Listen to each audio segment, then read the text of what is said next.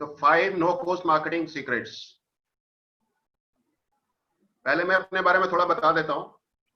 I am CA BM Agarwal, author, entrepreneur and business coach. जो लोग मुझे पहले से सुनते आए हैं उनको थोड़ा सा एक नया वर्ड लग रहा होगा, ऑथर। जी हाँ, I am just writing a book and which will be out very soon. I will be announcing that book also at the end of this webinar. I'm not going to sell it, but I'll tell you about what the book is. Okay. Now, thank you all for taking the red pill. आपने मेरा ad देखा था? Choose between the red pill or the blue pill.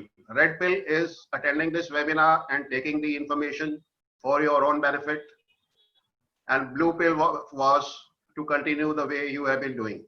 तो आपने red pill को choose किया है, बहुत अच्छा है, congratulations, thank you all.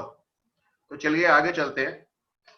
I promise कि ये जो वेबिनार है ये 80 to 90 मिनट्स चलेगी शायद, और ये जो टाइम है आपका आज का, this will be the best utilised time of today. आपको ये लगेगा नहीं कि हाँ जी हमने 1-1.5 घंटा लगाया और वो हमारा जो है टाइम वो यूटिलाइज नहीं हुआ प्रॉपर। इसमें आपको प्रॉपर वैल्यू मेरे तरफ से देने की मैं कोशिश करूंगा। होपफुली आपको अच्छा लगेगा। ओके, अभी रियलिटी क्या है?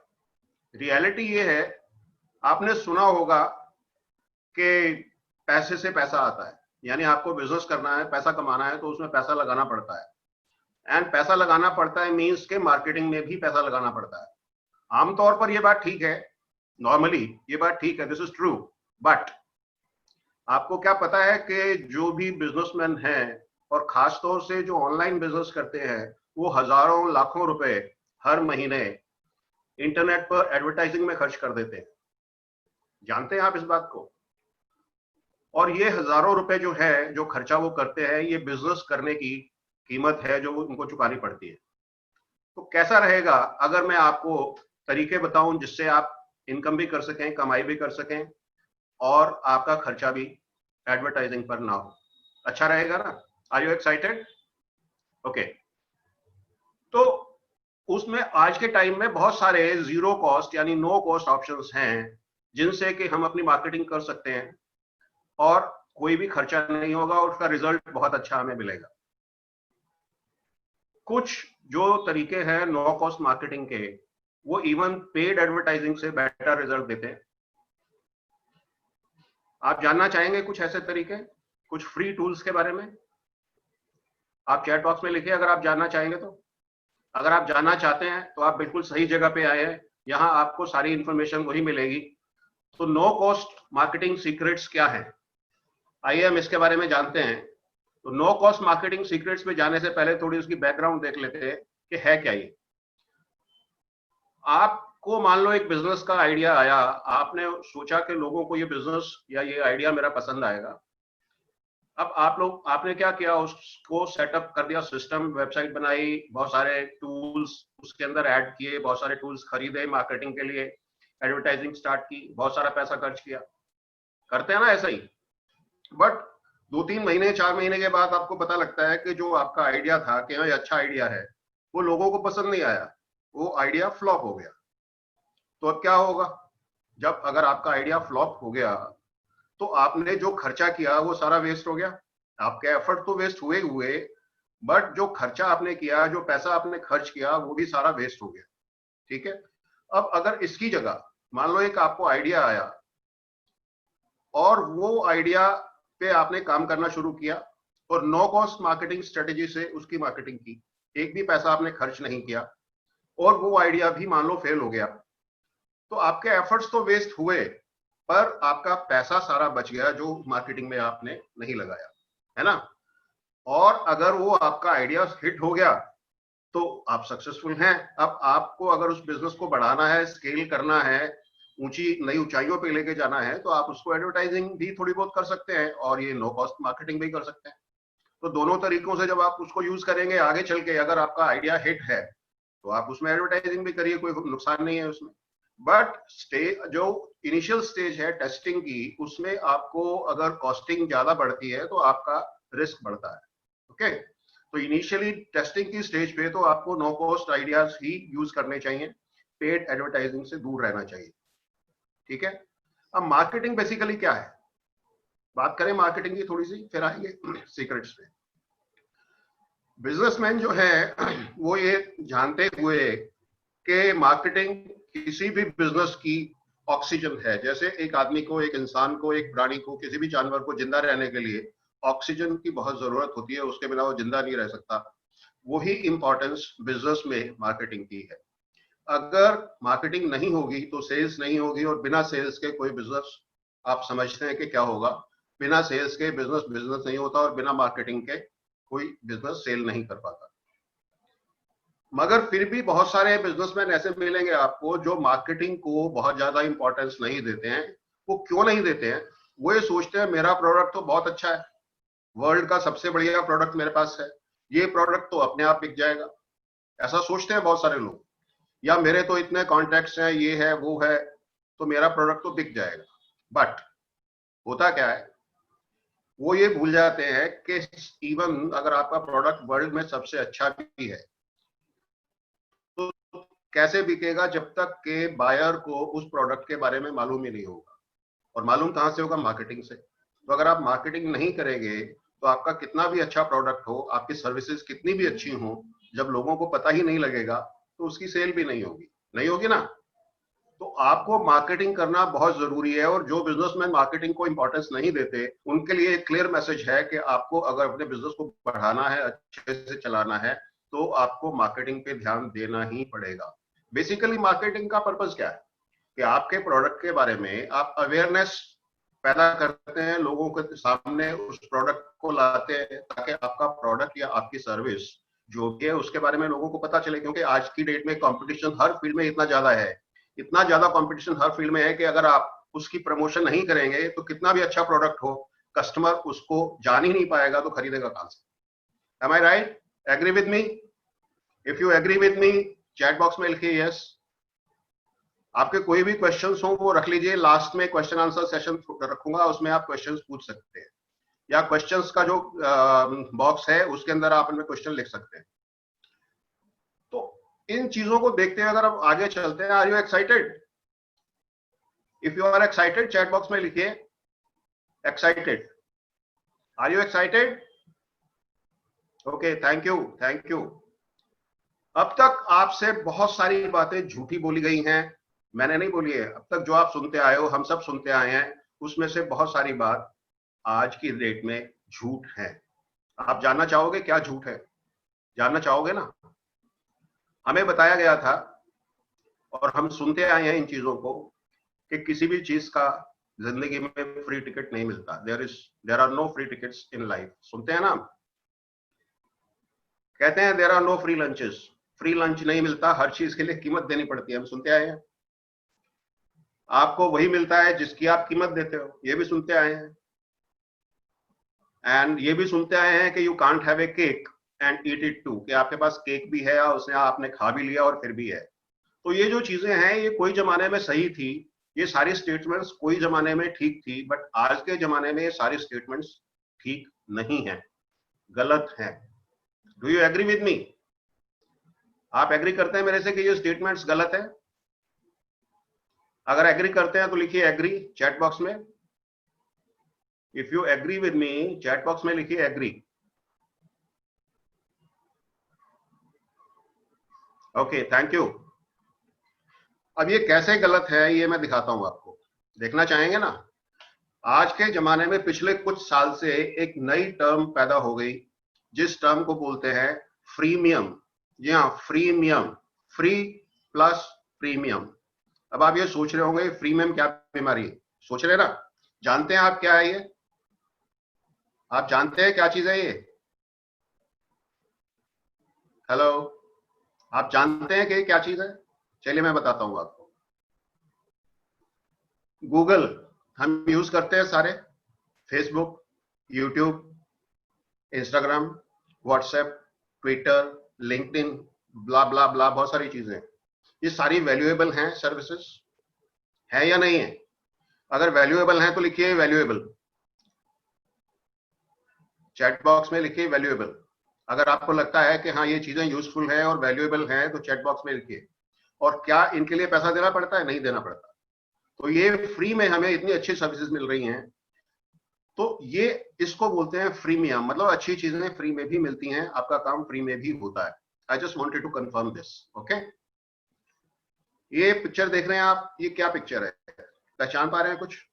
कौन है ये लेडी? ये लेडी का नाम है Rhonda Byrne. She is the author of the book the secret. बहुत मशहूर बुक है ये, आप सब जानते होंगे। द सीक्रेट की ऑथर है रोंडा ब्रायन, और इस बुक पे बाद में एक फिल्म भी बनी जिसका नाम भी द सीक्रेट था। आपको ताज्जुब होगा ये जानकर कि ये जो द सीक्रेट मूवी बनी थी, उस मूवी ने 300 मिलियन का 300 मिलियन का बिजनेस किया था, और उसकी मार्केटिंग की कॉस्ट थी $0। $1 भी खर्च नहीं किया मार्केटिंग पे, और $300 मिलियन का बिजनेस द सीक्रेट मूवी ने किया। है ना हैरानी की बात? और हम सोचते हैं बिना एडवर्टाइजिंग के कैसे होगा काम। तो अब आते हैं सीक्रेट्स पे। तो पहला सीक्रेट नो कॉस्ट मार्केटिंग का है, इन्फ्लुएंसर मार्केटिंग। अब ये इन्फ्लुएंसर मार्केटिंग क्या भला है, आप जानते हैं? चलिए आगे मैं बताता हूँ आपको कि व्हाट इज इन्फ्लुएंसर मार्केटिंग। ये इस टाइप के आपने ऐड देखे होंगे, नवरत्न तेल और ये चॉकलेट, अमिताभ बच्चन और बहुत सारे लोग करते हैं, शाहरुख खान करता है, आलिया भट्ट करती है, सब लोग करते हैं ये। बट क्या अमिताभ बच्चन नवरत्न तेल यूज करते हैं? आई डोंट थिंक कि वो करते होंगे। क्या वो ये चॉकलेट खाते हैं? आई डाउट कि खाते होंगे। हो सकता है कभी कभार खा लेते हो, बट हाँ, नवरत्न तेल तो नहीं यूज करते हो। ये सेंट्रो कार का ऐड कर रहे हैं शाहरुख खान, वो कभी यूज करता है सेंट्रो कार? हीरो बनने के बाद तो नहीं की होगी, उससे पहले का मुझे मालूम नहीं है। तो कहने का मतलब क्या है कि ये सब कौन है? ये इन्फ्लुएंसर्स हैं। दे आर पेड इन्फ्लुएंसर्स, पैसा लेते हैं ये आपके प्रोडक्ट को प्रमोट करने का। तो हु इज द इन्फ्लुएंसर? जो आपका प्रोडक्ट प्रमोट करता है वो इन्फ्लुएंसर है, ठीक है ना। अब आप बोलेंगे ये तो सब खर्चे वाली बात है। खर्चे वाली बात है तब कि जब आप किसी मॉडल को या किसी ऐसे इन्फ्लुएंसर को जो पैसे के लिए, फीस के लिए काम करता है, तो डेफिनेटली खर्चे की बात है। बट आज के जमाने में अभी क्या चल रहा है उस पर आते हैं। ओके, सोशल मीडिया एक ऐसी चीज है जिसने एक पॉसिबिलिटी पैदा कर दी है, और वो क्या पॉसिबिलिटी है आएंगे उस पे भी। अभी आप देखिए जो सिनेरियो है आज की डेट में, पूरे वर्ल्ड की पॉपुलेशन जो है दैट इज 7.75 बिलियन, 775 करोड़, ये पूरे वर्ल्ड की पॉपुलेशन है। और जिसमें 3.8 बिलियन 3.8 बिलियन यानी अराउंड 49% पॉपुलेशन सोशल मीडिया पर है। तो आप समझ सकते हैं कि सोशल मीडिया की क्या इंपॉर्टेंस है। पिछले एक साल में पॉपुलेशन ग्रोथ हुआ 1%, और सोशल मीडिया यूजर्स की ग्रोथ थी 9.2%। दैट मीन्स सोशल मीडिया का प्रचार प्रसार और यूटिलाइजेशन बहुत ज्यादा बढ़ रहा है, और इनमें किंग है फेसबुक। 68% शेयर फेसबुक का है सोशल मीडिया पे। ये सब डाटा मैं आपको क्यों बता रहा हूं? क्योंकि ये जरूरी है। जब आप अगर इन्फ्लुएंसर बनना चाहते हैं तो ये डाटा आपके लिए बहुत जरूरी है। ओके, 73% लोग जिन्होंने इंटरनेट को यूज किया, सोशल मीडिया को यूज किया अपने प्रोडक्ट्स को मार्केटिंग करने के लिए, 73% उनमें से कहते हैं कि सोशल मीडिया जो है वो बहुत इफेक्टिव है। ठीक है, तो जब सोशल मीडिया इफेक्टिव है तो सोशल मीडिया पे क्या आप इन्फ्लुएंसर बनना चाहेंगे? बिल्कुल आप बन सकते हैं। जैसे अमिताभ बच्चन और शाहरुख खान और आलिया भट्ट और वो सब हैं, ठीक है, आप उस लेवल पे शायद नहीं पहुंचे, बट आप भी इन्फ्लुएंसर बन सकते हैं, जिसमें कोई दो राय नहीं। ओके, तो इन्फ्लुएंसर बनने के लिए क्या रिक्वायरमेंट है, क्या चीज है, उस पर हम आते हैं। उससे पहले एक सीक्रेट आपको बता दूं जो आज तक किसी ने बताया नहीं है। ये एक बड़े अच्छे ऑथर हुए जिन्होंने ये सीक्रेट आउट किया। उन्होंने कहा लाइफ जो है ये पॉपुलैरिटी का गेम है। Life is a popularity game where people buy people first.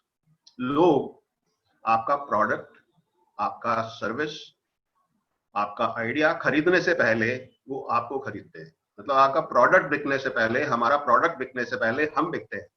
अब मगर मतलब क्या हुआ इस चीज का कि अगर हमारे प्रोस्पेक्ट को, हमारे कस्टमर को हमारे ऊपर विश्वास नहीं है, हम उसको अच्छे नहीं लगते, तो हमारा प्रोडक्ट कितना भी अच्छा हो वो जल्दी से खरीदेगा नहीं, हमारा काम कितना भी अच्छा हो वो हमारी सर्विसेज लेगा नहीं। तो पीपल बाय पीपल फर्स्ट, लोग पहले लोगों को खरीदते हैं फिर प्रोडक्ट खरीदते हैं, ठीक है। अगर वो आपको पसंद नहीं करते तो आपसे कभी भी नहीं खरीदेंगे, और जब वो डिसाइड कर लिया उन्होंने नहीं खरीदना तो वो जो भी एक्सक्यूज देंगे वो सिर्फ एक्सक्यूज ही होंगे, वो एक्चुअल रीजन नहीं होगा नहीं खरीदने का। ओके, तो क्या लेसन मिलता है हमें इस चीज से कि life is a popularity game where people buy people first, लोग पहले लोगों को खरीदते हैं फिर प्रोडक्ट खरीदते हैं। ओके, अब अगर इसको देखा जाए दूसरी तरह से, हम देखें कि आप कितने सक्सेसफुल होंगे या कितने आगे बढ़ेंगे अपने बिजनेस में या अपने करियर में, तो ये क्लियरली एक बात पे डिपेंड करता है कि आपका लोगों के साथ व्यवहार कैसा है, आप लोगों में कितने इफेक्टिव हैं, लोग आप पे कितना ट्रस्ट करते हैं और आपका कितना उनके ऊपर इन्फ्लुएंस है, इसके ऊपर आपका बिजनेस और आपकी सक्सेस डिपेंड करती है। अब अगर आप ट्रस्ट नहीं बना पाए, रिलेशनशिप नहीं बना पाए, तो नेचुरली आप सेल्स लूज करेंगे। बिना रिलेशनशिप और बिना एक्सपोजर के, बिना ट्रस्ट के आप सेल नहीं कर पाएंगे। तो सबसे पहली जरूरत है कि आप रिलेशनशिप बनाएं और ट्रस्ट पैदा करें।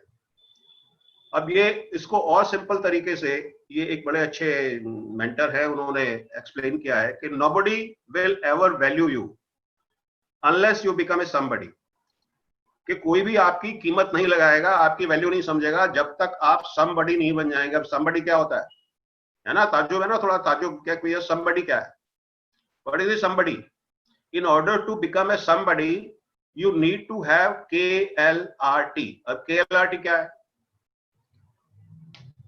आपको एक ऐसा फैन बेस चाहिए somebody बनने के लिए, आपका एक फैन बेस होना चाहिए, ऐसे कई लोग होने चाहिए जो आपको पसंद करें, आपको जानते हो, आपको प्यार करें, आपकी रेस्पेक्ट करें और आपके ऊपर ट्रस्ट करें, वो आपका फैन बेस है।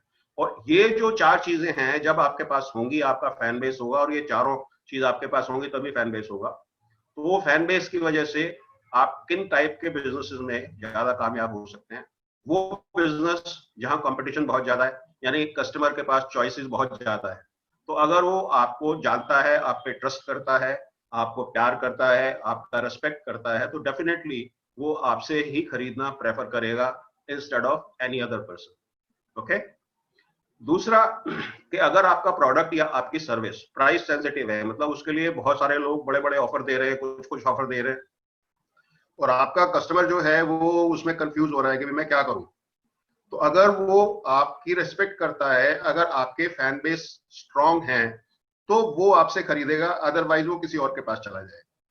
ठीक है।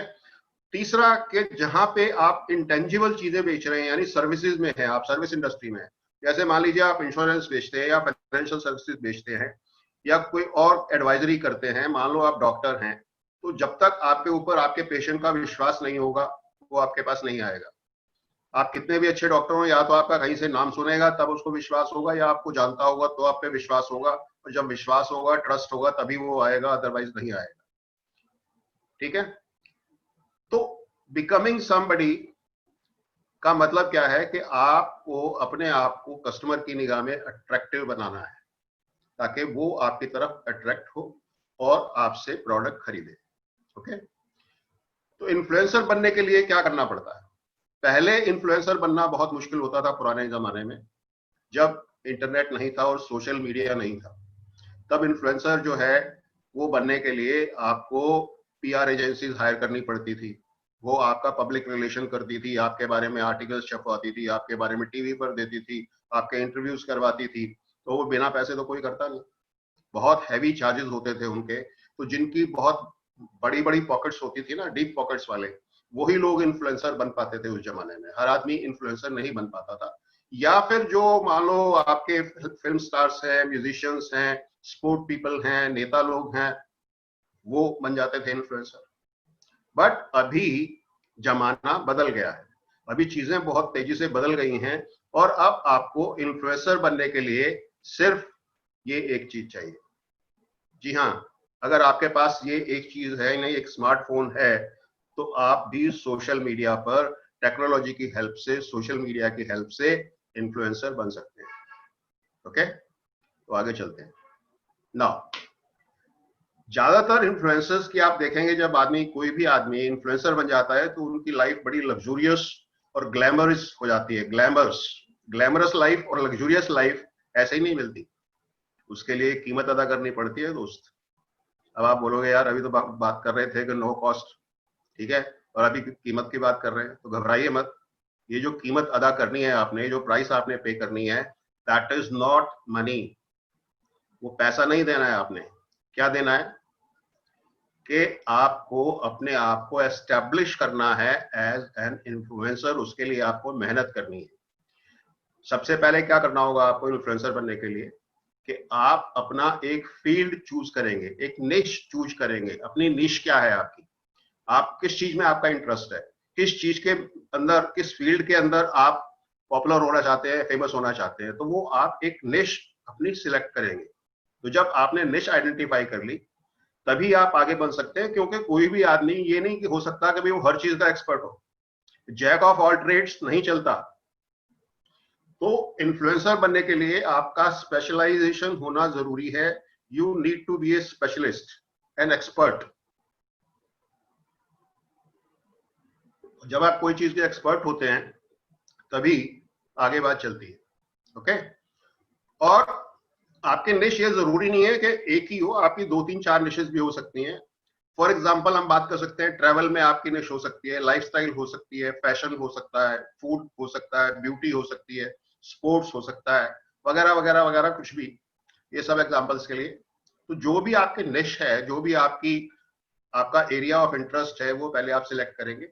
और उसके बाद क्या करेंगे, आप उस फील्ड में जो आपकी निश है, उसमें इन्फ्लुएंसर बनने के लिए आपको अपने यूनिक, अपनी वॉइस और अपने थॉट्स लोगों के सामने रखने हैं। भी आपका उस प्रोडक्ट के बारे में, उस फील्ड के बारे में, उस इंडस्ट्री के बारे में क्या समझते हो आप, क्या सोचते हो, लोगों को कैसे उसमें बेनिफिट हो सकता है, कैसे उसको अच्छे तरीके से यूज किया जा सकता है, क्या क्या उसमें और पॉसिबिलिटीज हैं, लोगों की तकलीफ कैसे दूर हो सकती है उस चीज से, लोगों को उससे क्या मिल सकता है। ये सब जब आप लोगों से शेयर करेंगे, उसके बारे में अपने यूनिक, आपकी आवाज जो है, आपका जो विचार है, वो सबसे हटके होने चाहिए, तभी आप इन्फ्लुएंसर बन पाएंगे। और आप दूसरे को कॉपी करते रहेंगे तो इन्फ्लुएंसर कभी नहीं बन पाएंगे।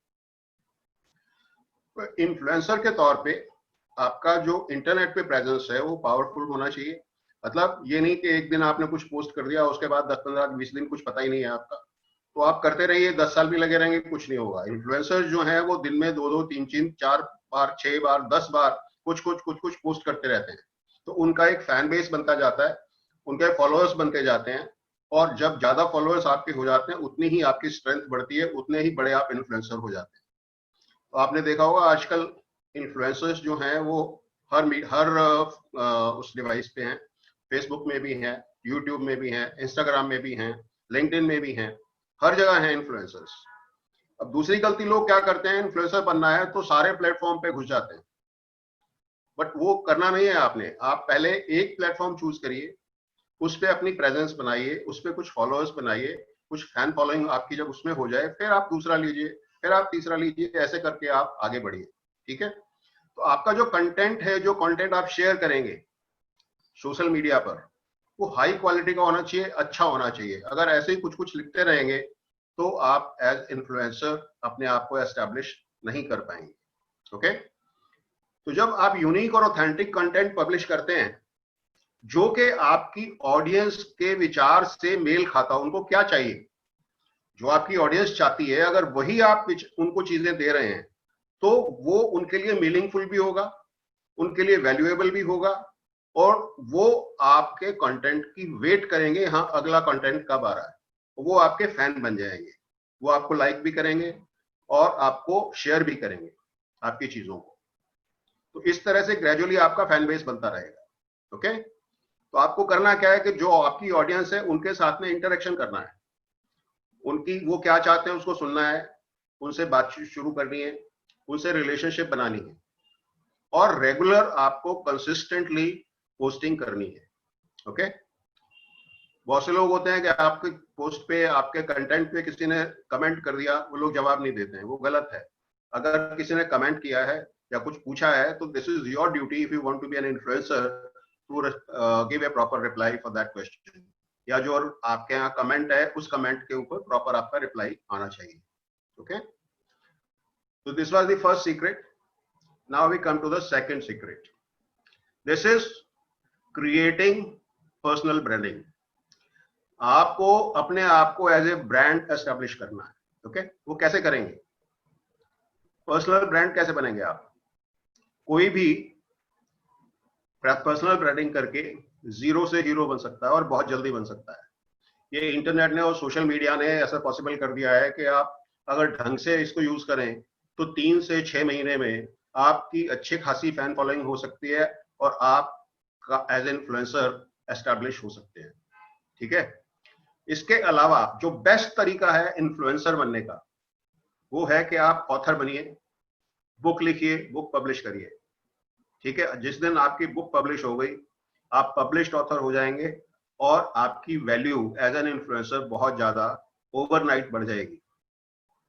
और एक चीज मैं आपको यहाँ क्लियर कर दूं कि अगर आप ये सोच रहे हो कि बुक लिखने से बहुत पैसा आपको आ जाएगा, तो बुक से बहुत पैसा नहीं आता है, कभी भी नहीं आता है. और बुक कैसे लिखना है, क्या लिखना है, वो एक अलग सब्जेक्ट है. उसकी भी कोई दिन वेबिनार करेंगे, हम आपको ज्ञान देंगे उसका भी. उतना मुश्किल नहीं है जितना हम लोग समझते हैं. सब बहुत इजी है. आज के जमाने में बुक लिखना बहुत इजी है. ओके, तो उसमें इनकम कहां से आती है? बुक लिखने से, ऑथर बनने से इनकम कहां से आती है? बुक से नहीं आती. बट उस बुक के अराउंड, उसके चारों तरफ आज एक आप बिजनेस मॉडल खड़ा कर सकते हो. उस बिजनेस मॉडल से आपको अनाप शनाप इनकम आ सकती है. आपको थोड़ा अजीब लग रहा होगा, बट जब इसकी हम वेबिनार करेंगे तो आपको सारी चीजें उसमें क्लियर हो जाएंगी. और बहुत जल्दी हम लोग एक कोर्स भी लॉन्च करने वाले हैं कि how to become an author. Okay, इसके अलावा आप क्या कर सकते हो इन्फ्लुएंसर बन अपना ब्रांड बनाने के लिए? कि आप न्यूज़पेपर कॉलम्स लिख सकते हो, आर्टिकल्स लिख सकते हो जो न्यूज़पेपर में छपे, मैगजीन्स में छपे या ऑनलाइन ब्लॉग्स में छपे. आप अपना ब्लॉग स्टार्ट कर सकते हो. आसान नहीं है बॉस, मेहनत लगती है. जब अपने आप को ब्रांड बनाना है आपने, तो उसकी कीमत मेहनत से चुकानी पड़ेगी, क्योंकि यहाँ हम खर्चा नहीं कर रहे हैं. We are not spending money. What we are doing is we are putting our efforts in the right direction. Okay, पहले क्या होता था, सेलिब्रिटीज, बड़ी कंपनीज, वो पर्सनल ब्रांड होते थे. Actors, musicians, top businessman, sports person, उन्हीं को लाइमलाइट में मिलती थी, उन्हीं के बारे में लोग छापते थे, उन्हीं को टीवी पे दिखाया जाता था, उन्हीं के बारे में लोग जानते थे. अब हर कोई अपना पर्सनल ब्रांड बना सकता है, प्रोवाइडेड कि वो थॉट लीडर बन जाए अपने फील्ड में. जिस फील्ड को भी आप सपोर्ट करते हैं, जो भी आपकी पसंद का फील्ड है, जो भी आपके निश है, उसमें जब आप थॉट लीडर बनते हैं, मतलब आपकी बातें लोगों को अच्छी लगती हैं, आपकी बातों को लोग फॉलो करना शुरू करते हैं. हाँ जी, मान लो कि आप हैं मिस्टर शर्मा, आप शर्मा जी तो बड़ा अच्छा बोलते हैं यार, शर्मा जी की बातों में दम होता है, तो आप ग्रेजुअली आपका ब्रांड बनना शुरू हो गया. हाँ, Sharma is a brand. Okay, that way you create your brand. तो जब आप एक पर्सनल ब्रांड बन जाते हैं, उसका बेनिफिट क्या होता है कि कस्टमर्स और ट्रैफिक दोनों आपकी तरफ अट्रैक्ट होते हैं. ज्यादा लोग आपके आर्टिकल्स पे, आपके जो मटेरियल आपने पब्लिश किया है उस पे आएंगे और ज्यादा कस्टमर्स आपके पास आएंगे. तो ये बेनिफिट्स हैं उसके. ओके, तो पर्सनल ब्रांड बनाने के लिए अब क्या करना पड़ता है आपको? एक रिकॉग्नाइज्ड अथॉरिटी बनना पड़ता है, ताकि आपकी बात को लोग हल्के में ना लें, आपकी बात का लोग वजन समझें, वैल्यू समझें. जो भी टॉपिक में आप, जो भी निश में आप काम कर रहे हैं, उसमें आपकी बात कुछ अहमियत रखती हो, इंपॉर्टेंस रखती हो. ओके, नाउ आज का जमाना जो है वो बड़ा चेंज होता जा रहा है और माइक्रो निश का जमाना आ गया है. अब जैसे मान लो कोई बोले जी मैं हेल्थ एंड वेलनेस, तो हेल्थ एंड वेलनेस बहुत बड़ा फील्ड है. अब मान लो कोई बोले जी मैं डिजिटल मार्केटिंग, तो डिजिटल मार्केटिंग बहुत बड़ा सब्जेक्ट है, उसके अंदर डिफरेंट डिफरेंट छोटी छोटी निशेस है. अगर डिजिटल मार्केटिंग में social media marketing, email marketing, SMS marketing, दुनिया भर की चीजें हैं. तो आपको सारे डिजिटल मार्केटिंग की एज सच मास्टरी करने की जरूरत नहीं है. आपको एक स्पेसिफिक उसकी सब निश, उसका छोटा पार्ट एक चुन लीजिए, उसमें मास्टरी करिए और उसके बारे में अपने आप को एस्टेब्लिश करिए. तो स्पेशलाइजेशन का जमाना है, तो आपको भी as a specialist, as an expert अपने आप को एस्टेब्लिश करना है. ओके, नाउ आपका पर्सनल पॉइंट ऑफ व्यू क्या है और आपकी टोनैलिटी क्या है, आपकी टोन क्या है, किस टोन में आप उसके बारे में बोलते हो, लिखते हो, वीडियो बनाते हो, कितना अच्छे से आप उसको एक्सप्लेन करते हो, कितने अच्छे से आप समझते हो, तो उससे आपकी वैल्यू बनती है और उसी से लोग आपको अलग पहचान देते हैं। भीड़ के अंदर आप मान लो कि एक टॉपिक लेके चल रहे हो, उस टॉपिक पे हजारों लोग दूसरे भी हैं, तो आपकी पहचान कैसे होगी? आपके पॉइंट ऑफ व्यू से। आपका पॉइंट ऑफ व्यू कैसा है, आप किस तरीके से चीजों को प्रेजेंट कर रहे हो, आपके जो टॉपिक्स के पॉइंट्स हैं वो कितने अच्छे हैं, वो कितने लोगों के फेवरेबल हैं, मतलब जो उनके फायदे के हैं, तो वो सब चीजें काउंट करती हैं और इन सब चीजों से आपकी ब्रांडिंग बनती है। ओके, तो पर्सनल ब्रांडिंग में आपको सबसे ज्यादा ध्यान रखने की क्या जरूरत है कि आपको लोगों की हेल्प करनी है। और हेल्प कैसे करनी है कि कई लोग बड़ी टिपिकल और बड़ी मुश्किल और डिफिकल्ट लैंग्वेजेस यूज करते हैं या कुछ ऐसी चीजें लिख देते हैं जो आमतौर पे लोगों को समझ नहीं आती, और होता क्या है वो कहीं ना कहीं से कॉपीड होती है। क्योंकि ओरिजिनल विचार तो जितने भी आप जो डाटा देखते हैं पब्लिश हुआ या जो भी चीजें पब्लिश होती हैं वो सारी कोई ओरिजिनल किसी की भी नहीं होती, सब कहीं ना कहीं से उन्होंने इंस्पिरेशन लिया हुआ होता है। कॉपी ठीक है नहीं करते, बट इंस्पिरेशन कहीं और से लिया होता है। तो उसमें जो आपकी लैंग्वेज है, जो आपका वे ऑफ प्रेजेंटेशन है, वो सिंपल होना चाहिए, आपके जो रीडर हैं, आपके जो व्यूअर्स हैं, उनको समझ में आना चाहिए। ओके, तो आपको अपना ब्रांड की आइडेंटिटी भी बनानी पड़ेगी। आपका एक वेबसाइट होनी चाहिए बड़ी प्रोफेशनली बनी हुई, ढंग से बनी हुई हो, अच्छी लगे, और आपका एक अट्रैक्टिव ऐसा लोगो हो जो याद रहे, मतलब अलग से लोगो होना चाहिए आपका। अदरवाइज इतने लोगोस हैं आज, डिफरेंट डिफरेंट लोगों के, डिफरेंट डिफरेंट कंपनीज के, और उनसे मिलता जुलता अगर आपका लोगो हुआ तो वो आपको जल्दी से पहचान नहीं दिला पाएगा। और अगर आपका लोगो प्रोफेशनल लुक नहीं देगा तो भी आपको वो अलग पहचान नहीं दिला पाएगा। बट आपका लोगो प्रोफेशनल लुक होते हुए भी औरों से बिल्कुल डिफरेंट नजर आना चाहिए, इंप्रेसिव होना चाहिए। तो ये दोनों चीजें बहुत जरूरी हैं। उसके बाद में सारा आता है कि आप क्या चीज शेयर कर रहे हैं, क्या कंटेंट शेयर कर रहे हैं, क्या आप लोगों को दे रहे हैं। ठीक है, कहा जाता है कि first first impression is the last impression. Okay, और साइंटिफिक स्टडीज ये बताती हैं कि 94% टाइम्स, मतलब 100 में से 94 बार क्या होता है कि आपका डिजाइन जो है वो सबसे पहले फर्स्ट इंप्रेशन देता है। आपकी वेबसाइट का, आपके लोगों का जो डिजाइन है उससे लोग फर्स्ट इंप्रेशन लेते हैं कि यार या तो ये डिजाइन, इसकी तो साइट ही अच्छी नहीं है यार, इसका तो लोगो ही ऐसे ही है, तो आगे जाते ही नहीं, वहीं से उसको क्लोज कर देते हैं। बट आपकी वेबसाइट और आपका लोगो अगर अच्छा है तो वो फिर आगे बढ़ते हैं कंटेंट की तरफ, प्रेजेंटेशन कैसी है, कंटेंट कैसा है। तो ये सब चीज क्यों, और ये जो डिसीजन है फर्स्ट 94% वाला, ये फ्रैक्शन ऑफ ए सेकंड में फटाक से होता है। अगर उसको साइट अच्छी नहीं लगी वो बंद कर देगा, जब तक कि उसको ये नहीं मालूम हो कि आपकी साइट में बहुत इंपॉर्टेंट चीजें हैं जो उसके फायदे की हैं। अगर कहीं से उसको इन्फॉर्मेशन मिली है फिर तो वो देख लेगा, बट अदरवाइज वो मान लो कहीं से घूमता हुआ, सर्फिंग करता हुआ आपकी साइट पे आ गया और आपकी साइट उसको देखने में पसंद नहीं आई तो वो चला जाएगा। तो ये फ्रैक्शन ऑफ ए सेकंड में होता है। तो आपकी जो पहली जो इंप्रेशन है वो आपकी डिजाइनिंग से है। अगर आपका डिजाइन अच्छा नहीं है वेबसाइट का तो आपका सारा मेहनत आगे की बेकार हो जाएगी। ओके, अब ओवर क्राउडेड मार्केट है इंटरनेट पे, करोड़ों करोड़ों वेबसाइट्स हैं, कोई आपकी वेबसाइट पे क्यों आएगा? वो तभी आएगा अगर उसे वहां कुछ अच्छा कंटेंट मिलेगा। तो इसके लिए क्या जरूरी है कि हम अपनी वेबसाइट पे, अपने सोशल मीडिया पे, जो भी हमारा सोशल मीडिया पे होम पेज है, चाहे वो फेसबुक है या हमारा यूट्यूब है या इंस्टाग्राम है, वट एवर इट इज, हमारा जो कंटेंट हम वहां पे डाल रहे हैं वो अच्छी क्वालिटी का हो, यूजफुल हो, और लोगों के किसी काम का हो, उनकी कोई तकलीफ दूर करने वाला हो या उनकी कोई प्रॉब्लम सॉल्व करने वाला हो। ओके, नाउ कंटेंट मार्केटिंग जो है इसकी कोई कीमत नहीं है, कोई लागत नहीं है। कंटेंट मार्केटिंग मतलब जो आप कंटेंट शेयर करते हो उसको कंटेंट मार्केटिंग बोलते हैं। तो कंटेंट मार्केटिंग की कॉस्ट जो है वो कुछ भी नहीं है, बट जो ट्रेडिशनल मार्केटिंग है उससे कम 3 गुना ज्यादा इफेक्टिव है कंटेंट मार्केटिंग। तो अब कंटेंट मार्केटिंग करनी चाहिए या नहीं करनी चाहिए, इससे आपको क्लियर होता है कि जितना आप कंटेंट अपने ऑडियंस के साथ शेयर करेंगे उतनी जल्दी आप अपने आप को एज ए ब्रांड एस्टेब्लिश कर पाएंगे। ओके, अब ये देखिए, आप रिलायंस, धीरू भाई अंबानी का नाम लेते ही रिलायंस, ये तो बड़े ब्रांड है, स्टीव जॉब्स का नाम लेते ही एप्पल, जैक मा का नाम लेते ही अलीबाबा। तो ठीक है, आप उतने बड़े ब्रांड शुरू में नहीं बन सकते, बट ग्रेजुअली आपकी ब्रांडिंग हो जाएगी। आज इंटरनेट पे बहुत सारे लोग एज ए पर्सनल ब्रांड काम कर रहे हैं। अभी मैं नाम नहीं लेना चाहूंगा यहाँ लोगों का, बट आप इंटरनेट पे जाएं, हर फील्ड में, हर निश में बहुत सारे इन्फ्लुएंसर्स हैं, बहुत सारे पर्सनल ब्रांड्स हैं। ओके, तो ये था सेकंड सीक्रेट। अब थर्ड सीक्रेट पे हम आते हैं, that is referral marketing. Referral marketing एक ऐसा तरीका है जिसको पहले भी लोग यूज करते रहे हैं, बट आजकल लोग इसको ज्यादा इंपॉर्टेंस देते नहीं है, और जो इंपॉर्टेंस इसको नहीं देते हैं वो बहुत बड़ी गलती करते हैं। ये एक ऐसा तरीका है जो आपको इनिशियली कोई कॉस्ट इसकी नहीं लगती है। ये आप ऑनलाइन भी कर सकते हो और इसका यूज आप ऑफलाइन भी कर सकते हो।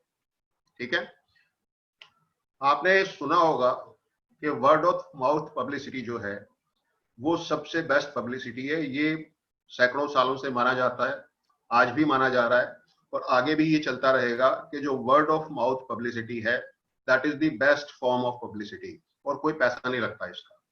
ठीक है, अब आपके लिए सबसे, आपने मान लो टीवी कमर्शियल देखा, कोई चीज लेनी है आपको, आपने मान लो कार खरीदने का मन बनाया, मुझे कार खरीदनी है। आपने उसके टीवी एड भी देखे, प्रिंट एड भी देखे, ऑनलाइन रिसर्च भी कर लिया आपने, कौन सी कार अच्छी है, कौन सी लेनी चाहिए, कौन सी नहीं लेनी चाहिए, और आपका कंफ्यूजन बढ़ता जाता है, बढ़ता जाता है, बढ़ता जाता है। फिर जब आपका कोई फ्रेंड या कोई आपको, आपका जानने वाला आपको कहता नहीं यार छोड़ चक्कर को, ये वाली गाड़ी खरीद ले, और आपका डिसीजन फौरन चेंज हो जाता है। जो आपके फ्रेंड ने रिकमेंड की, आप 90% टाइम, आपके जानकार ने बताइए, आप 90% टाइम वही चीज खरीदते हैं। तो this is word of mouth publicity. अब उसको कुछ मिला नहीं इस चीज का। मान लो आप खरीदना चाहते हो कार, उसने होंडा सिटी रिकमेंड कर दी, और आपने सोचा हाँ यार ये होंडा सिटी अच्छी होगी, जो मेरा दोस्त बता रहा है, तो इसने, और वो अगर उसने बोल दिया मैं भी यूज कर रहा हूं, तो फिर तो आपका विश्वास और बढ़ जाता है। तो this is the power of word of mouth publicity, जो आज भी काम करती है और आगे भी काम करेगी। ओके, अब सबसे अच्छा source word of mouth publicity का कौन है? आपके सेटिस्फाइड कस्टमर्स। जी हाँ, जो कस्टमर्स आपके एग्जिस्टिंग हैं, अगर वो आपके प्रोडक्ट से, आपकी सर्विसेज से अगर सेटिस्फाइड हैं, उनको आपका प्रोडक्ट अच्छा लगा, आपकी सर्विसेज अच्छी लगी, तो वो आपके सबसे बड़े सोर्स हैं आपको रेफरल देने के लिए। बट बिना मांगे तो माँ दूध नहीं देती, सुना है ना आपने, और फैक्ट है, जब तक बच्चा रोता नहीं है तो माँ बहुत कम ध्यान रखती है, हाँ दूध का टाइम हो गया पिला दो। बच्चा रोता है तो उसको याद आता है। तो आप जब तक उसको पूछेंगे नहीं, बोलेंगे नहीं, रिक्वेस्ट नहीं करेंगे, तो वो आपको, कभी उसको ध्यान आया किसी ने पूछा अच्छा यार ये प्रोडक्ट कहाँ से मिलेगा, अच्छा वो मेरे जानने वाले हैं वहां से ले लो, वो अलग बात है। बट अगर आप as a regular inflow of reference चाहते हैं, तो आपको अपने सेटिस्फाइड कस्टमर्स को बोलना पड़ेगा कि आप हमें कस्टमर्स भेजिए, लोग हमें रेफर करिए लोगों को। और इसके लिए आप इंसेंटिव भी ऑफर कर सकते हैं उनको कि सर आपका ऑफर, रेफर किया हुआ अगर कस्टमर हमारे से कुछ प्रोडक्ट लेगा तो हम आपको उसका कुछ बेनिफिट देंगे। It can be in the form of a commission, या आगे जब वो आपसे परचेज करेगा पुराना वाला कस्टमर, आप उसको कुछ डिस्काउंट ऑफर कर सकते हैं, या कुछ उसको कुछ गिफ्ट दे सकते हैं। It can be anything. कुछ इंसेंटिव उसको अगर आप ऑफर करेंगे तो इंसेंटिव किसी को बुरा नहीं लगता, और वो आपको कस्टमर्स या नए लोग रेफर करना शुरू कर देंगे। ओके, आपके फैमिली मेंबर्स, आपके फ्रेंड्स, उनके जानने वाले, वहां से आपको रेफरेंस आ सकते हैं। और रेफरेंस का आप एक सिस्टम डेवलप कर सकते हैं जिसमें कि आप उनसे बोलें कि आप लोगों को हमें रेफर करिए और हम आपको ये इंसेंटिव इसके बदले में देंगे। क्योंकि वो लोग आपके कस्टमर नहीं है, आपके फैमिली, आपके फ्रेंड्स और आपके जानकार, वो आपके कस्टमर ऑलरेडी नहीं है, तो आप उनको डिस्काउंट तो दे नहीं सकते। उनको आप क्या करेंगे कि सर आप मेरे को भेजो ना यार, मुझे रेफर करो लोगों को, या लोगों को मेरे पास भेजो, तो मैं आपको जो भी बिजनेस होगा उसमें से इतना % आपको कमीशन दूंगा, उसमें कोई बुराई नहीं। आप यहाँ आप खर्चा, आप बोलोगे खर्चा आ गया, बट ये खर्चा आप पब्लिसिटी पे नहीं कर रहे हो। जब सेल होगी तब आप उसमें से उसे इंसेंटिव दे रहे हो। तो इनिशियली आपका मार्केटिंग का खर्चा 0। तो ये आपके लिए एक बड़ा अच्छा सोर्स हो सकता है नए कस्टमर्स लाने का। ओके, और इसके अलावा एक सोर्स क्या है रेफरेंस का, कि आप जिस फील्ड में बिजनेस करते हो, जिस प्रोडक्ट पे बिजनेस करते हो, या जिस सर्विस में आप बिजनेस कर रहे हो, उसी बिजनेस में से रिलेटेड दूसरे बिजनेस भी बहुत सारे होते हैं। मान लो आप वेडिंग प्लानर हो, ओके, तो वेडिंग प्लानर अब बैंकेट वाले से जाके मिल सकता है कि सर आपके पास जो कस्टमर आते हैं बैंकेट बुक करने के लिए, तो आप उनको मुझे रेफर कर दीजिए, तो अगर मेरे पास उनका बिजनेस आ गया तो मैं आपको इतना % कमीशन दूंगा। तो अगर बिजनेस आएगा तो कमीशन देना है, अदरवाइज कुछ नहीं देना। इसी तरह से वो दूसरे लोगों को जो और सर्विस प्रोवाइडर्स हैं, फोटोग्राफर है, मेहंदी वाला है, ब्ला ब्ला ब्ला, दुनिया भर के लोग, आपको एग्जांपल के लिए मैंने बताया। और ये किसी भी इंडस्ट्री में किसी भी फील्ड में किया जा सकता है। तो इनिशियली आपकी कोई कॉस्ट नहीं लग रही है, जीरो कॉस्ट पे काम हो रहा है, और जब आपको वो लोगों को रेफर करता है और वो बिजनेस आपके पास आता है, सेल होती है, तब आप उसको कमीशन देते हो। ओके, जो भी इंसेंटिव आपने देना है आफ्टर सेल आप उसको देते हो। उसका दूसरा एक बेनिफिट क्या है इस सिनेरियो में, कि आपको ये जो आपके सेम फील्ड वाले लोग हैं या जिन लोगों ने भी आपको कोई कस्टमर रेफर किया, उनको आपने सिर्फ एक बार कमीशन देना है, एक बार इंसेंटिव देना है, जबकि वो कस्टमर आपके पास हमेशा के लिए आ गया, तो वो जब भी आपसे कुछ परचेज करेगा, हर बार आपकी कोई इंसेंटिव आपको देने की जरूरत नहीं है। तो आपका एक regular flow of reference, regular flow of leads पैदा हो गया। ओके, नाउ सोशल बटरफ्लाइज सुना है कभी आपने, या सोशलाइट्स, ये दोनों वर्ड सुने हैं कभी? बहुत से लोग ऐसे होते हैं जो जिनका शौक ही होता है लोगों से मिलना जुलना, वो औरत भी हो सकती है, आदमी भी हो सकता है। अब मैं उतनी डिटेल में इसमें जाना नहीं चाहता, मेरा इशारा आप समझ गए होंगे। बट ऐसे लोगों से आप बहुत काम निकलवा सकते हो। अब जिस आदमी का हॉबी है, जिसका शौक है लोगों से मिलते रहना, घूमते रहना, फिरते रहना, तो ऐसे लोग वहीं जाते हैं जहां पे अच्छे वेल कनेक्टेड होते हैं, जहां पे उनके लिंक्स अच्छे होते हैं। तो आपसे रिलेटेड बिजनेस अपॉर्चुनिटी कोई वहां अगर उनको दिखे तो डेफिनेटली आपको रेफर कर सकते हैं। तो आप उनको इंसेंटिव की बात करिए और उनके थ्रू आपको बहुत अच्छा बिजनेस मिल सकता है। ओके, फिर जो जो भी बहुत सारी एसोसिएशंस ऐसी हैं, ट्रेड एसोसिएशंस, बिजनेस एसोसिएशंस, उनके जो लीडर्स होते हैं, उनके जो ऑफिस बेयरर्स होते हैं, वो आपको बहुत सारा बिजनेस आपको रेफर कर सकते हैं, क्योंकि जितने मेंबर्स उनके हैं उस एसोसिएशन के, वो सारे उसको जानते हैं, वो हर मेंबर को जानता है। तो आपके बिजनेस से रिलेटेड किसी को कोई जरूरत होगी तो उन मेंबर्स को वो आपके पास रेफर कर सकता है। तो अगर वो बिजनेस मटेरियलाइज होगा, आपने कमीशन देनी है, तो आपको बहुत सारे उससे वहां से डील्स मिल सकती है। ओके, नाउ आप एक काम और भी कर सकते हैं कि जो दूसरे बिजनेस के लोग हैं, आपके सेम बिजनेस वाले नहीं, दूसरे बिजनेसेस उनके जो मालिक हैं, आप उनसे बात कर सकते हैं, दूसरे एंटरप्रेन्योर से बात कर सकते हैं, उनके साथ आप कोलैबोरेशन कर सकते हैं कि जी देखिए, आप अगर हमें कस्टमर भेजते हैं, आपका तो ये फील्ड है नहीं, आपका फील्ड कुछ अलग है, हमारा फील्ड कुछ अलग है, बट आप हमारे फील्ड का अगर कोई कस्टमर आपके पास आता है तो आप हमारे पास उसको भेजिए, अगर बिजनेस होगा तो आपको कमीशन मिलेगा। तो ये आपको बहुत अच्छा फायदा दे सकता है, और उनका जो एग्जिस्टिंग कस्टमर बेस है उसमें भी आपकी एंट्री हो सकती है। ठीक है, इसके अलावा रेफरल का एक और सोर्स है, that is journalist and reporters. अगर आपकी दोस्ती है किसी जर्नलिस्ट या रिपोर्टर से, तो आप बड़ा अच्छा फायदा उठा सकते हो। क्यों? क्योंकि जो जर्नलिस्ट हैं या रिपोर्टर्स हैं, वो हमेशा उनको एक ही चीज की जरूरत होती है, उनको न्यूज या स्टोरी की जरूरत होती है। ऐसा कंटेंट उनको चाहिए जो वो अपने रीडर्स को या अपने व्यूअर्स को दिखा सके। तो और अगर वो उस टाइप की कोई भी न्यूज या कोई भी आप उनको कंटेंट दे सकते हो, तो आपकी क्रेडिबिलिटी बन जाती है। आप उनके लिए ऐसा सोर्स बन सकते हो कि जहां से डिपेंडेबल क्रेडिबल न्यूज उनको मिलती है या इंफॉर्मेशन मिलती है। तो वहां से आपको बहुत अच्छा वो लोग बिजनेस रेफर कर सकते हैं। मैं जानता हूं ऐसे पर्सनली कुछ ऐसे जर्नलिस्ट को जो ये रेफरल से लोगों को बहुत बिजनेस दे रहे हैं और रेफरल से बहुत अच्छा पैसा भी कमा रहे हैं, जो उनको अपना एज ए जर्नलिस्ट इनकम है, अपने न्यूज़पेपर से या अपने टीवी चैनल से या जो भी उनका मीडियम है, वो तो है ही है, बट लोगों को कस्टमर रेफर करके they are making lot of money. Okay, so this can be another source of referral. तीसरा सोर्स का इसके अलावा क्या सोर्स हो सकता है कि आप ज्यादा से ज्यादा लोगों की मदद करिए, ज्यादा से ज्यादा लोगों की, उनसे रिलेशंस डेवलप करिए। उससे होगा क्या कि जब आपके उनसे रिलेशनशिप डेवलप होगी तो वो भी आपके काम आना चाहेंगे। मेरे को सेमिनार्स में लोग अक्सर पूछते हैं कि मैं ज्यादा पैसे कैसे कमा सकता हूँ। उसका सिंपल सा आंसर है कि आप ज्यादा लोगों को काम आइए, सिंपल।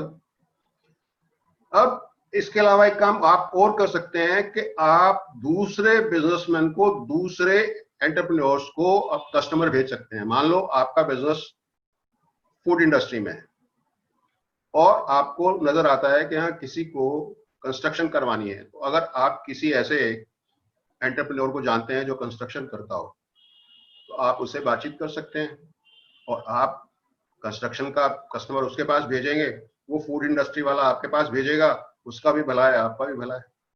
तो this can also be a source. Okay, अब क्या होता है जब आप इस तरह से भेजते हो, किसी को रेफरल देते हो, किसी का बिजनेस बढ़ाने में उसकी हेल्प करते हो, किसी का कुछ प्रॉब्लम सॉल्व करते हो, तो लॉ ऑफ रेसिप्रोसिटी, मतलब जिसको, अब मैं हिंदी में वर्ड मेरे को इसका मालूम नहीं है, कि इसको कहते हैं लेने का देना या देने का लेना। आपने किसी का कुछ किया या किसी को कुछ दिया, तो उसके अंदर से इच्छा होती है कि यार ये मेरे लिए इतना कर रहा है, मेरी इतनी हेल्प कर रहा है, तो मैं भी इसके लिए कुछ करूं। तो ये जो आप उसकी इच्छा है, इसको बोलते हैं लॉ ऑफ रेसिप्रोसिटी। आप खुद अपने आप देखिएगा, अगर आपका कोई भला करता है, कोई आपकी हेल्प करता है, कोई आपकी प्रॉब्लम को सॉल्व करता है, तो अंदर से आपकी इच्छा होती है यार मैं इसके कुछ काम आऊं तो बहुत अच्छा रहेगा। तो ये अपने आप लॉ ऑफ रेसिप्रोसिटी आ जाता है बीच में, और वो आदमी जिसकी आपने हेल्प की वो मौका ढूंढता है कि वो आपकी हेल्प करे। तो चौथा जो सीक्रेट है वो है आपको अपने कस्टमर को, अपने प्रोस्पेक्ट को जानना है। अब जानना कैसे? जानना ये नहीं कि हाँ ये इसका ये नाम है, ये फलाना है, ये वो जानना नहीं है। आपको क्या जानना है? जब आप लोगों से इंटरेक्ट करते हैं, बातचीत करते हैं, तो आपने ये 4 चीजें कोशिश करी है उनके बारे में जानने की। या इन जनरल मान लो आपका एक कस्टमर बेस है या एक particular section of the society को आप कैटर करना चाहते हो, तो उस सेक्शन को, अब मान लीजिए कि डिजिटल मार्केटिंग पे आप फोकस करना चाहते हो, तो डिजिटल मार्केटिंग में लोगों को क्या क्या प्रॉब्लम्स आ रही हैं, उनको क्या उसमें अच्छा लगता है, क्या चीज से उनको वैल्यू मिल सकती है, उसमें वो क्या करना चाहते हैं, उनका मतलब उनका क्या पैशन है, क्या उनकी तकलीफें हैं, कहां से आप उनको वैल्यू दे सकते हो, किन चीज से वैल्यू उनको मिल सकती है, और कहां वो पहुंचना चाहते हैं। अगर आप ये सब जान जाते हो तो क्या होगा? आपने जान लिया। पर जानने से नहीं होगा, जानने के बाद जब आप उसका पैशन जान गए कि उसे क्या इंटरेस्ट है, क्या वो चाहता है, क्या उसको पसंद है, क्या उस किस फील्ड में वो आगे बढ़ना चाहता है, तो आप उसकी हेल्प कर सकते हो, उस टाइप की बातें कर सकते हो, उस टाइप के ऑफर्स उसको दे सकते हो जो उसके पैशन को आगे बढ़ाने में हेल्पफुल हो। ठीक है, उसकी अगर तकलीफ आपको पता चल गई, उसको क्या क्या प्रॉब्लम्स हैं लाइफ में या बिजनेस में या प्रोफेशन में, तो आप उसके सॉल्यूशंस उसको ऑफर कर सकते हो। अगर आपका प्रोडक्ट उसका पेन मिटा सकता है, उसकी तकलीफ को दूर कर सकता है, या आपकी हेल्प से उसकी कोई प्रॉब्लम सॉल्व हो सकती है, तो डेफिनेटली डेफिनेटली ऐसी प्रॉब्लम, अगर मान लो जिसके वजह से वो सो नहीं पाते, रात रात भर जागते हैं, और आपने अगर सॉल्व कर दी, तो वो इंसान आपको छोड़कर कभी कहीं नहीं जाएगा। वो आपको हेल्प करना ही चाहेगा इंटरनली, और जहां मौका मिलेगा आपकी हेल्प करेगा। ओके, वैल्यू जहां आपको पता लग गई तो आप उसकी वैल्यू एडिशन कर सकते हो, और उसका विजन, उसका ड्रीम क्या है, उसमें आप उसकी हेल्प कर सकते हो। अगर आप ये सब करते हो तो आपका उससे जो ट्रस्ट है वो बनता है, रिलेशनशिप बनती है, और जब ट्रस्ट बिल्डिंग होती है, रिलेशनशिप बनता है, तो आगे बिजनेस को बढ़ाना बहुत ईजी हो जाता है। ओके, और जब इस तरह का रिलेशन बनता है तो वो आपकी बात को ध्यान से सुनता है, पूरी अटेंशन दे के सुनता है, और बहुत सारे क्वेश्चंस पूछना शुरू कर देता है। अब मार्केटिंग में और सेल्स में एक बहुत बड़ा लेसन है, और वो मोस्टली लोग जानते नहीं। वो जब किसी से मिलते हैं, किसी प्रोस्पेक्ट से या किसी कस्टमर से, मैं मेरा प्रोडक्ट, मेरी कंपनी, मेरा ये, मेरा वो, ये बिल्कुल गलत है। अगर आप यही करते रहेंगे, आप बिजनेस लूज करते रहेंगे। आपको करना क्या है? Let your customer speak. आपके प्रोस्पेक्ट को ज्यादा से ज्यादा मैक्सिमम बोलने दीजिए कि वो क्या चाहता है, और आप कम बोलिए। जब वो ज्यादा बोलेगा तो आपको पता लग जाएगा कि इसको क्या चाहिए, इसको क्या पसंद है, इसकी क्या पेइंग कैपेसिटी है, क्या चीजें ये चाहता है, अकॉर्डिंगली आप उसको सोल्यूशन दे सकते हैं और आपकी डील फाइनलाइज हो सकती है। This is one of the best methods कि आप उसको बोलने का मौका दीजिए। जितनी वो ज्यादा बात करेगा, जितना वो ज्यादा बात करेगा उतना वो आपसे खुलता चला जाएगा, आपसे बातचीत करने में कंफर्टेबल फील करेगा। और जितना वो आपसे खुलेगा उतना अपने पॉइंट्स, अपने दुखते पॉइंट्स, दुख कहते हैं ना, दुखती रग, वो आपको बताएगा, उसकी अपनी तकलीफें आपको बताएगा। और वो तकलीफें जब आप जान गए कि उसको क्या प्रॉब्लम्स हैं, तो आपको एक अपॉर्चुनिटी मिल गई कि आप उसके साथ, हाँ मेरे को भी ऐसा था, मैंने भी ऐसी प्रॉब्लम मेरे को भी फेस हुई थी। तो अब उसको जब आप इस तरह से बात करेंगे तो उसको लगेगा यार ये तो मेरे जैसा ही है, ये तो मेरे जैसा ही है। और कोई भी आदमी ऐसे आदमी से, ऐसे इंसान से डील करना ज्यादा पसंद करता है जो उसी के जैसा हो। अब मान लो कि आप अपने आप को शो करें मैं तो बहुत बड़ा आदमी हूं और मैं तो जानता ही नहीं ये सब चीजें, और आप बोलो आपको लेना है तो लो, नहीं लेना है तो मतलब बोलेगा अच्छा जी ठीक है बाय बाय। पर जहां आपने उसको ये एस्टेब्लिश कर दिया बातचीत में कि आप भी उसके जैसे ही हो, तो उसका ट्रस्ट आप पे इतना बढ़ जाता है कि वो आपको छोड़ के कहीं जाएगा नहीं। ओके। इसके अलावा जब इस तरह से बात होती है तो आपको फॉलोअप मीटिंग का भी फिक्स करने का चांस मिल जाता है। और जब फॉलोअप मीटिंग होती है बातचीत के बाद, तो नेचुरली कन्वर्जन ज्यादा होता है, सेल्स ज्यादा होती है। ओके। और उनके पेन पॉइंट आप जान गए तो आप वैल्यू एडिशन करके अपने प्रोडक्ट्स को उससे बता सकते हैं भी हमारा ये प्रोडक्ट आपकी ये तकलीफ दूर कर सकता है, या हमारी इस सर्विस से आपकी ये प्रॉब्लम सॉल्व हो जाएगी। तो आप एक तरह से उसकी हेल्प कर रहे हैं, बट इन फैक्ट आप अपना बिजनेस कर रहे हैं। ओके।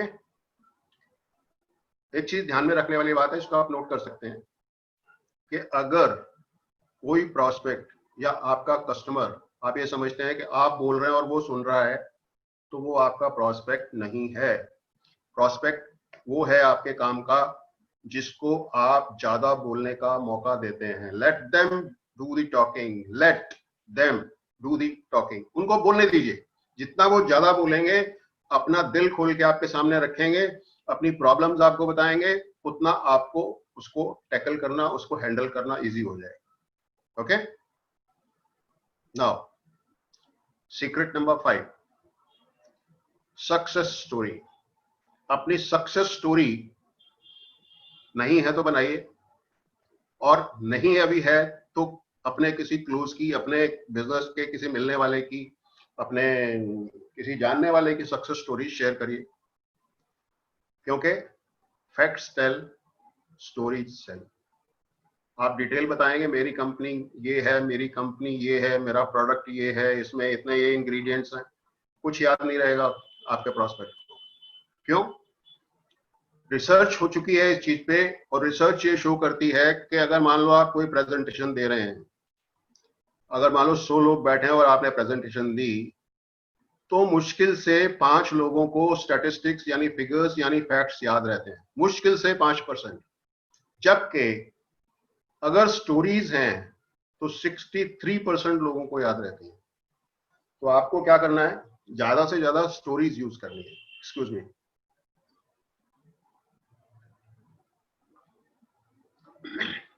तो जितनी ज्यादा आप स्टोरीज यूज करेंगे, उतना ज्यादा आपका कस्टमर उसको रिकॉल कर पाएगा, उसको याद रख पाएगा।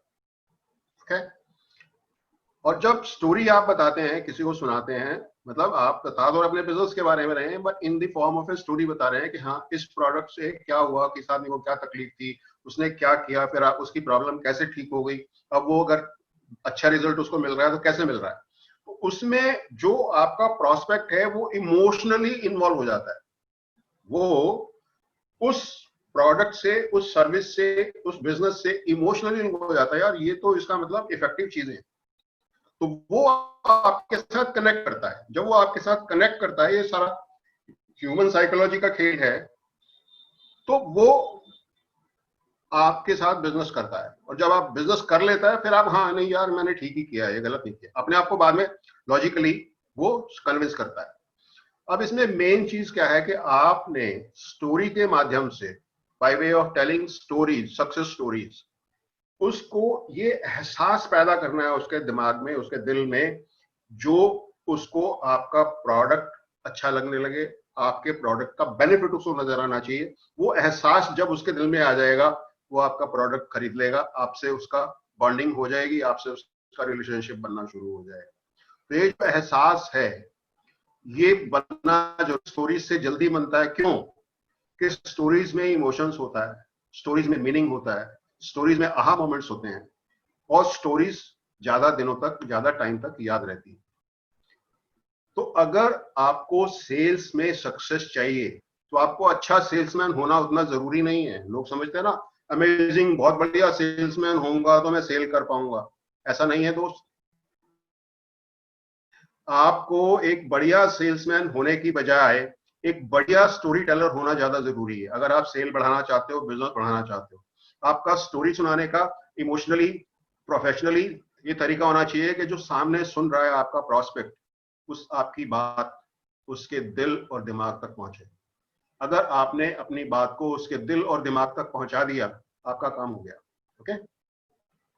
जब आपका प्रोस्पेक्ट सेम उसी एहसास पे आ जाता है जो आप उसको करवाना चाहते हो, आप समझने की कोशिश करिए कि जो एहसास आपके प्रोडक्ट या आपकी सर्विसेज के बारे में, इससे क्या हुआ,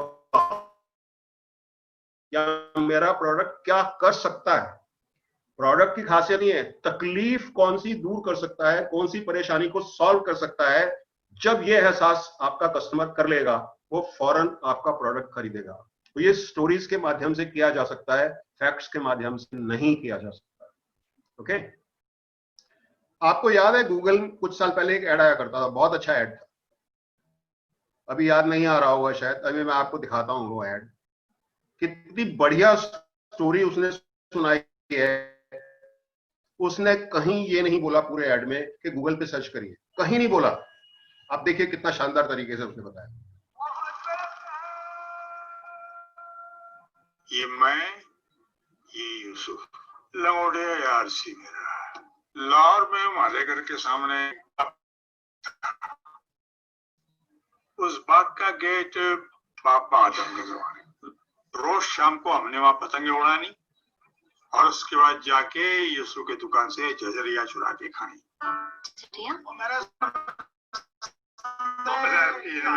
मेरी पोती मुंबई वाली।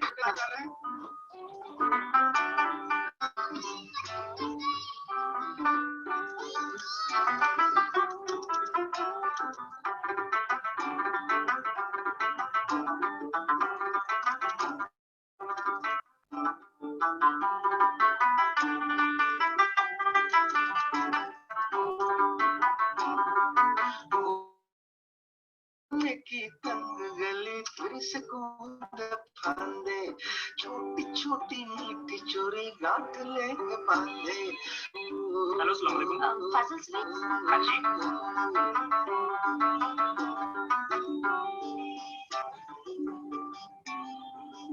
दादाजान, दिल्ली से किसी कॉल है? Hello, Yusuf uncle? कौन? जी मैं सुमन बोल रही हूँ दिल्ली से, आपके बचपन के दोस्त बलदेव जी की पोती। याद है बचपन में आप दोनों झझरिया चुरा के खाते थे? बचपन की तंग गली फिर से कूद फांदे, छोटी छोटी मीठी चोरी गांठ लेके बांधे। एक पतंग सा उड़ता था परिंदों की तरह, परिंदों की तरह, परिंदों की तरह।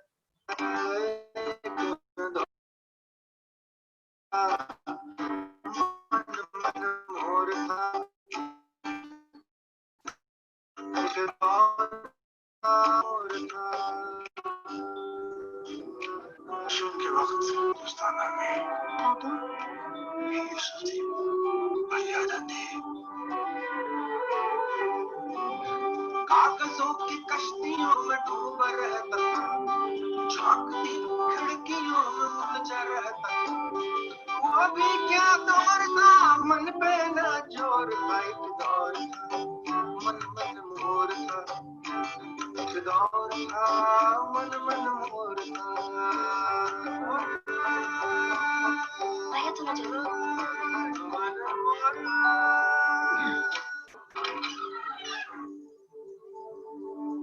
हाँ जी,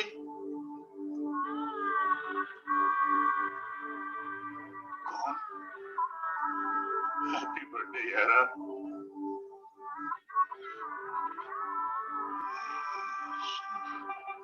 बस कोई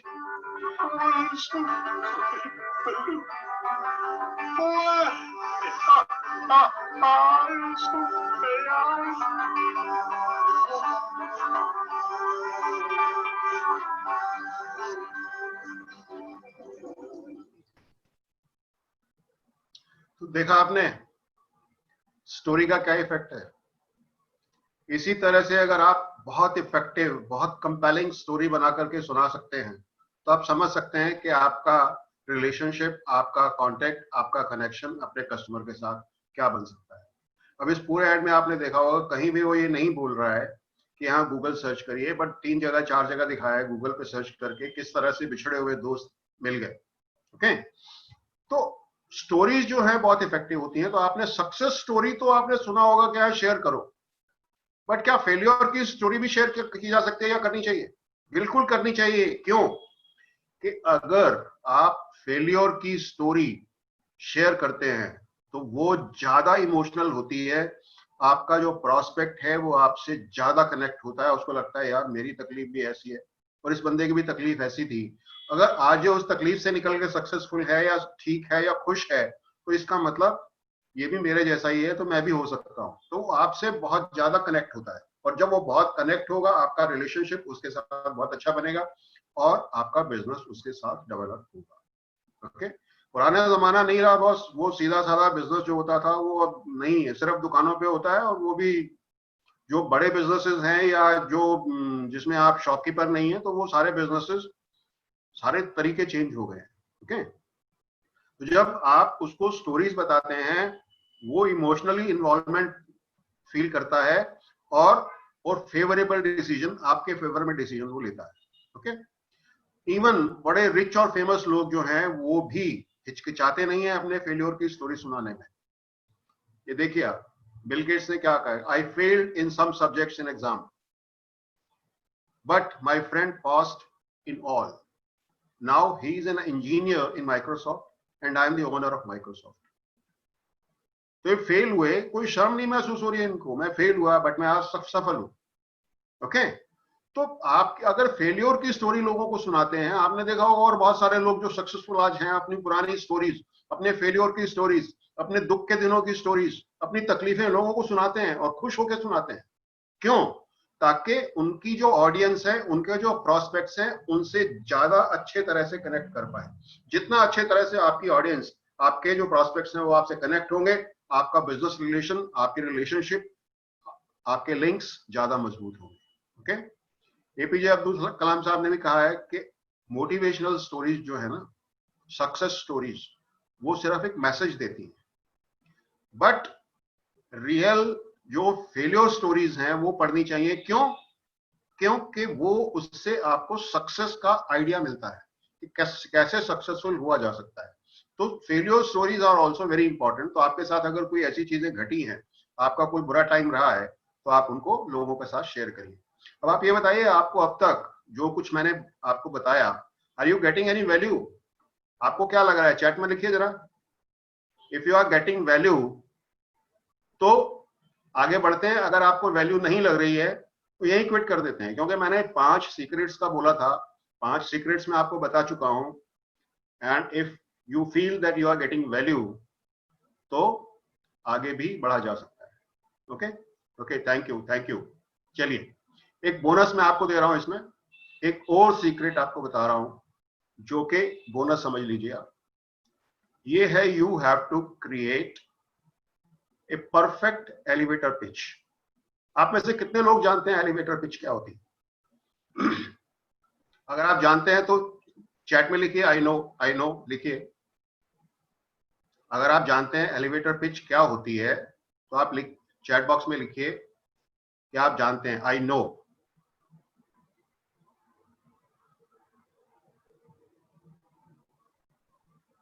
कोई बहुत सारे कमेंट्स नहीं आ रहे हैं, जिसका मतलब आप में से कुछ लोग एलिवेटर पिच नहीं जानते। कुछ रिप्लाईज आ रहे, कुछ चैट आ रही है, कुछ नहीं आ रही। ओके, मैं बताता हूं आपको what is elevator pitch. Elevator pitch, elevator आप जानते हैं ना, आप लिफ्ट को बोलते हैं एलिवेटर, बट यहां सिर्फ वो मीनिंग नहीं है।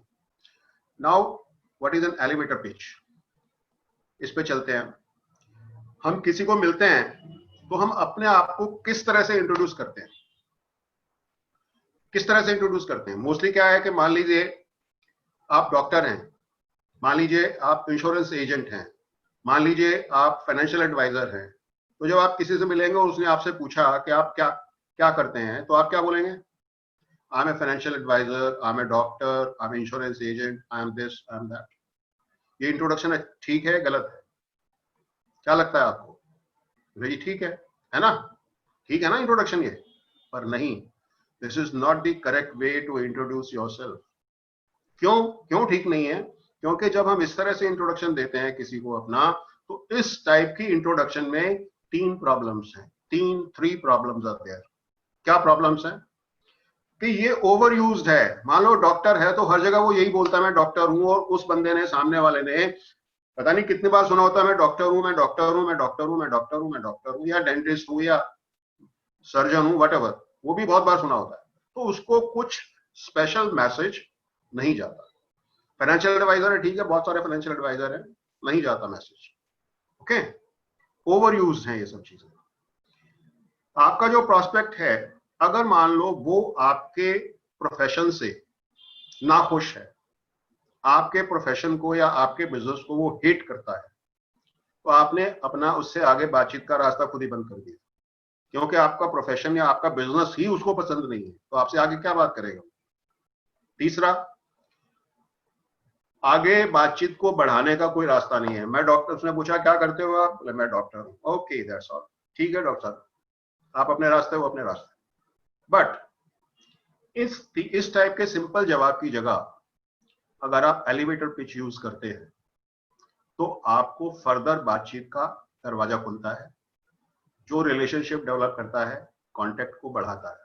ओके, अब क्या इसका बेटर तरीका क्या हो सकता है कि मच बेटर वे अपने आप को इंट्रोड्यूस करने का, कि आप क्या प्रॉब्लम सॉल्व करते हो, ये आप उसको बताइए। Instead of saying what you are, you must tell what problems you are solving.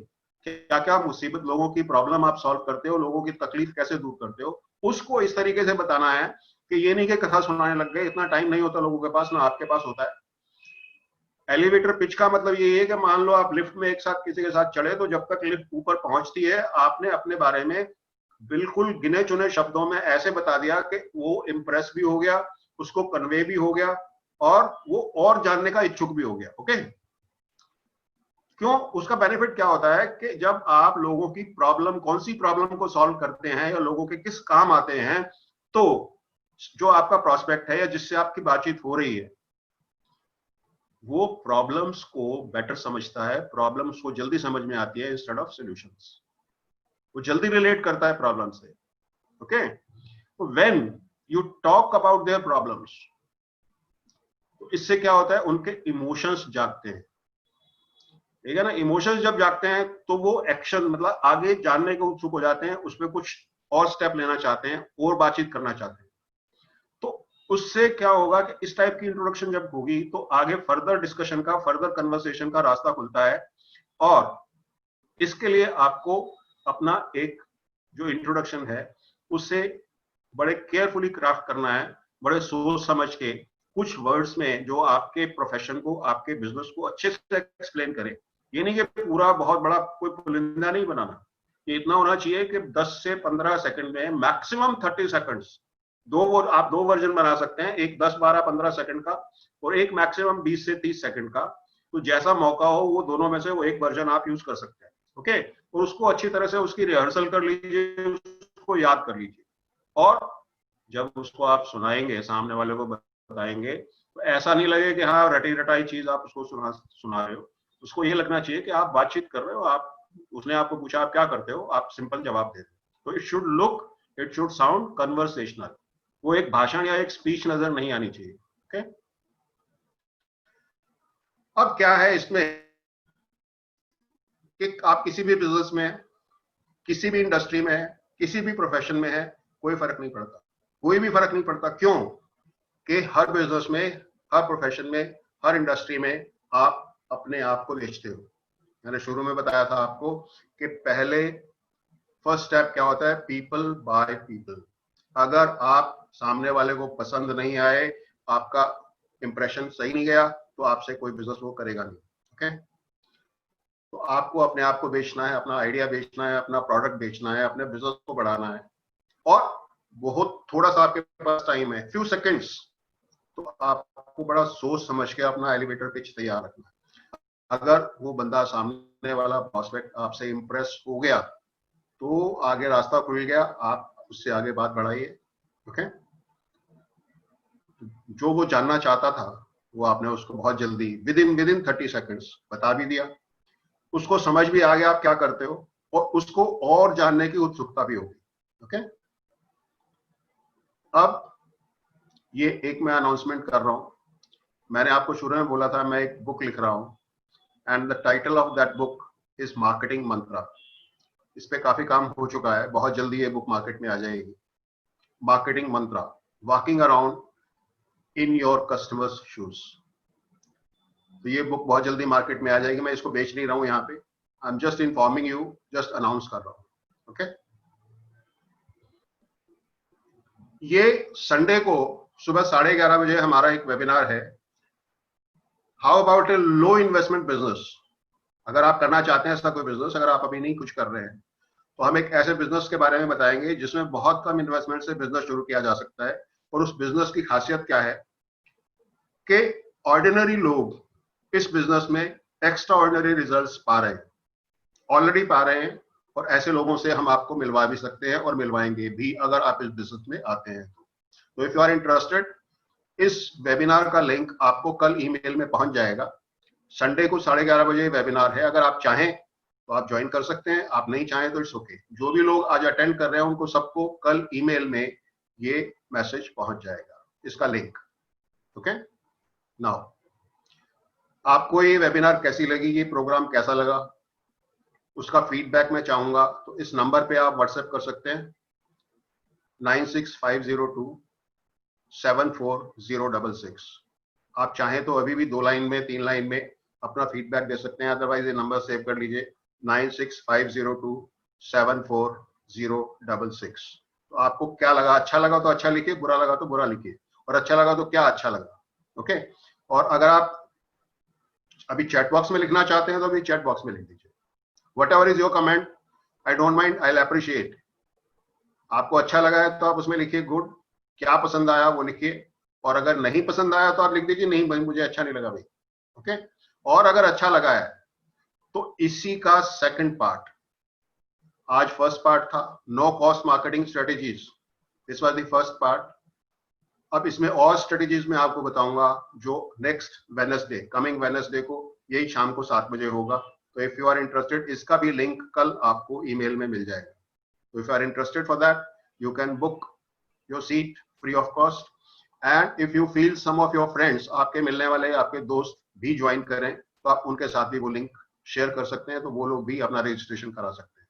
ये नेक्स्ट वेडनेसडे को है, बिजनेस अपॉर्चुनिटी वाली संडे को 11:30 बजे है। इसके साथ ही मैं ये प्रोग्राम आज का खत्म करना चाहता हूं। तो if you got any questions, you can ask me.